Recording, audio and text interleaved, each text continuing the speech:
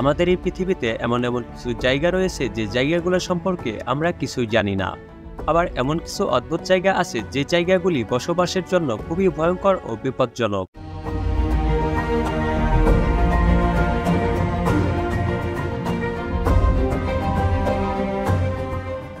ভয়ঙ্কর এই সিঁড়িগুলো পার করতে এখানকার বাসিন্দাদের প্রতিদিন 2 থেকে 4 ঘন্টা সময়ের প্রয়োজন হয়।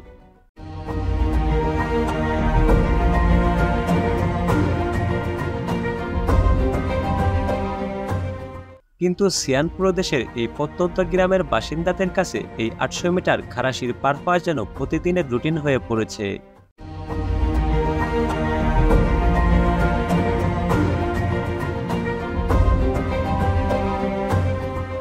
তবে স্কুলে পড়া বাচ্চাদের জন্য এই রাস্তা পার হওয়া আরো ভয়ানক ব্যাপার।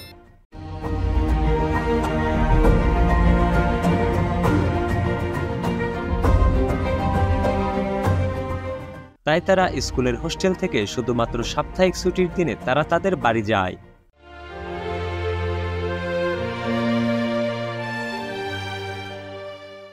তাদের মধ্যে অনেকেই 2 থেকে 3 সপ্তাহে একবার বাড়ি যায়।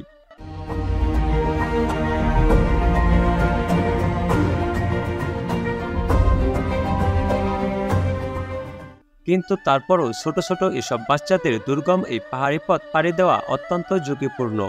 তবে এই পাহাড়ের চূড়ায় বসবাসকারী গ্রামবাসীদের কাছে এই সিঁড়ি দিয়ে ওঠানামা করা এটি যেন খুব স্বাভাবিক ব্যাপার, যদিও প্রতিটি ধাপে ধাপে রয়েছে মৃত্যুর ফাঁদ।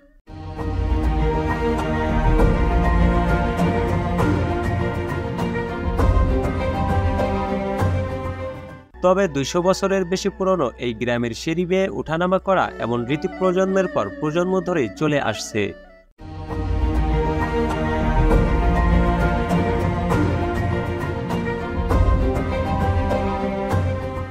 মাঝে মাঝে গ্রামবাসীদের তাদের সবথেকে নিকটতম বাজার থেকে কৃষিপণ্য বহন করার জন্য এই সিঁড়ি পার হতে হয়, আর এভাবেই তাদেরকে অনেকটা পথ পাড়ি দিতে হয়। এমনকি তাদের রান্নাবান্নার জন্য টুকটাক যে বাজারগুলোর প্রয়োজন হয় তার জন্যেও তাদের সবথেকে নিকটতম বাজারে যাওয়ার জন্য এই সিঁড়ি পাড়ি দিতে হয়।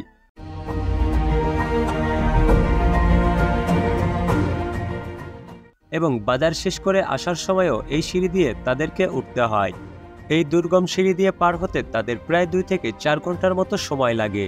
বলা হয়ে থাকে এসব বাসিন্দাদের পূর্বপুরুষেরা যুদ্ধ এবং উপজাতীয় সব সংঘর্ষ এড়াতে এই দুর্গম স্থানটি বেছে নিয়েছিলেন নিজেদের বসবাসের জন্য।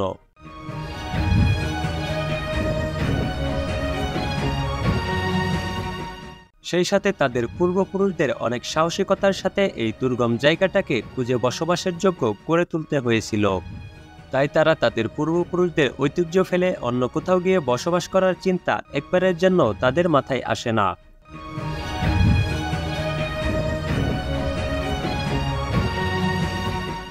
এখানকার বাসিন্দারা তাদের বাচ্চাদেরকে ছোট থেকেই ঘরের চালের উপর মই দিয়ে ট্রেনিং করায়, যাতে তারা একটু বড় হয়ে এই দুর্গম সিঁড়ি পাড়ি দিতে পারে।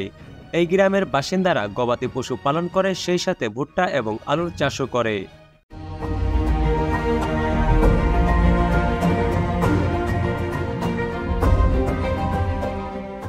কিন্তু সবচাইতে দুঃখের বিষয় হচ্ছে তারা যে ফসলগুলা চাষ করে এই ফসলগুলা বিক্রির জন্য নিয়ে যেতে পারে না।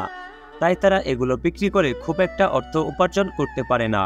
2016 সালে এই গ্রামের একটি দৃশ্য ইন্টারনেটে ছড়িয়ে পড়ে, আর তা হলো স্কুলের কিছু বাচ্চা বেতের সিঁড়ি বেয়ে একটা খাড়া পাহাড় ধরে নামছে।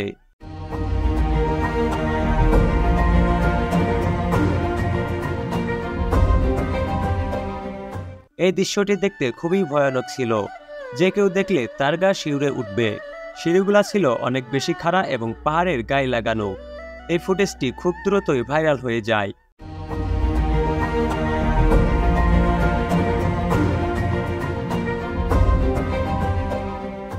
আর এতে করে দুর্গম পাহাড়ে বসবাস করা বাসিন্দাদের জীবন বিশ্ববাসীর সামনে চলে আসে।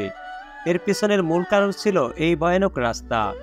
এই ঘটনার পর স্থানীয় সরকার তাদের তৈরি করা সাধারণ সিঁড়িগুলোর বদলে স্টিলের হ্যান্ডেলযুক্ত সিঁড়ি বসিয়ে দেয়, যাতে করে তারা আরো কম সময়ের মধ্যে যাতায়াত করতে পারে আর ঝুঁকিটাও যেন কম হয়।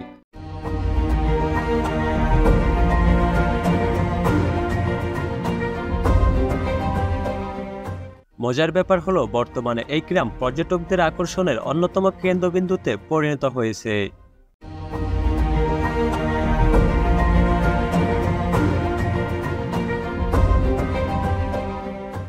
এছাড়াও গ্রামবাসীদের পক্ষ থেকে জানানো হয়েছে যে পর্যটকদের সুবিধার জন্য এবং একটু ভালো জীবনযাপনের আশায় এখান থেকে ৮৭টা পরিবার দূরে কোথাও চলে যেতে চায়।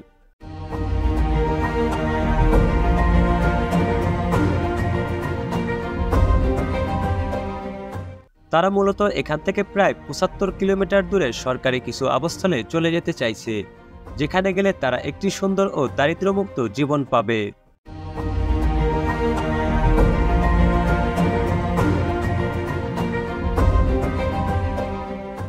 তবে গ্রামের সব বাসিন্দারাই চলে যেতে চায় না। এই গ্রামে এখনো তাদের ৩০টা পরিবার তাদের পূর্বপুরুষদের ঐতিহ্য এবং সংগ্রামের স্মৃতি বজায় রাখার জন্য পাহাড়ের এই চূড়াতেই থাকার সিদ্ধান্ত নিয়েছে।